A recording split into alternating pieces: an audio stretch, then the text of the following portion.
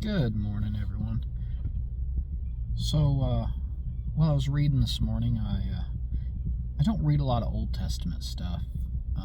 I do enjoy it. I typically just read New Testament stuff for enjoyment purposes, anyways. But this morning I kind of did one of those things that they joke about that you're not supposed to do, and I just randomly opened the Bible and wherever I opened to is where I started reading. So I opened to Jeremiah 15, and as I was reading down through there, I got to verse number 19, and I thought this seemed like such an appropriate verse for a lot of things that are going on today. So I'm going to read it, and then we'll talk about it for a minute. So, verse number 19. Therefore, this is what the Lord said.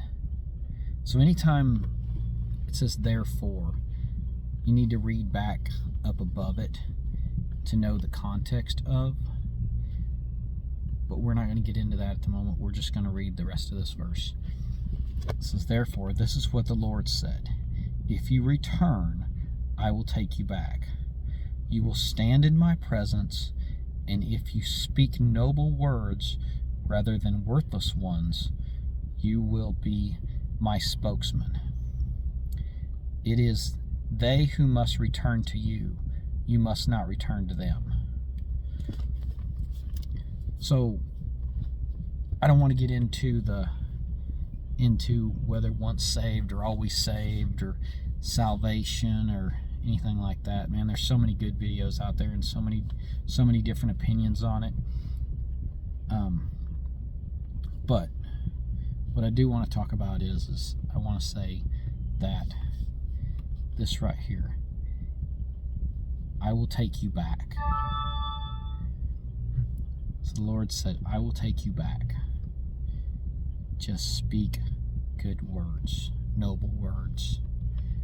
He's saying right here, the conversation between him and Jeremiah is that don't go out and just be a nobody.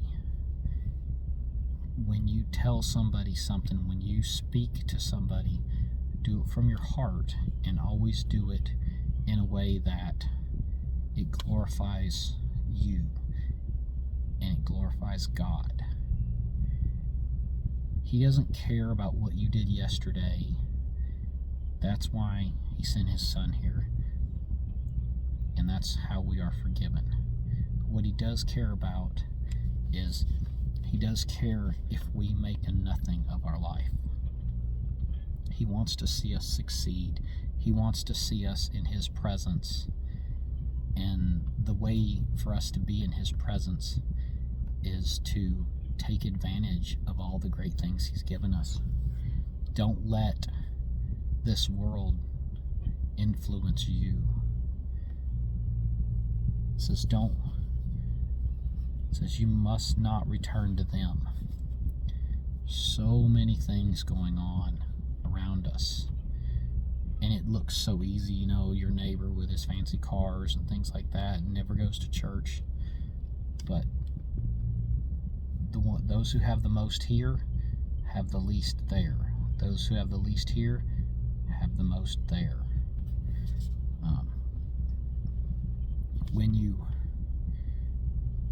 When you read a verse like this, think about all that's said here.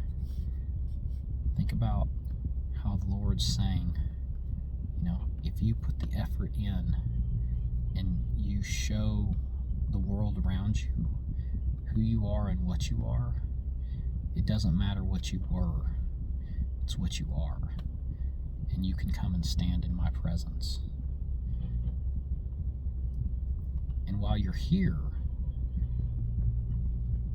and you speak those words of the Lord, you go out and you tell people and you live a life that represents him, you'll draw those people to you that want to see your life and want to be a part of it and want to be the right part of it. Now, you're going to draw some of the wrong people too. You're going to draw some of the ones that just do nothing but want to criticize you or cause you problems or call you out about something you've done. But all those things are in the past. It's what you do from today forward and how you live your life that will get you where you want to be. Don't let them influence you. You influence them. You bring His word to them every chance you get. Take a minute, guys. Read through Jeremiah. It's a very, very interesting book. Like I said, I'm not an Old Testament reader very often, but I opened the book this morning and just started reading and thought, wow, there's a lot in here. There's a lot of good things to think about. Guys, y'all have a great week. It's Monday here. Just trying to get started in my week. But enjoy. God bless.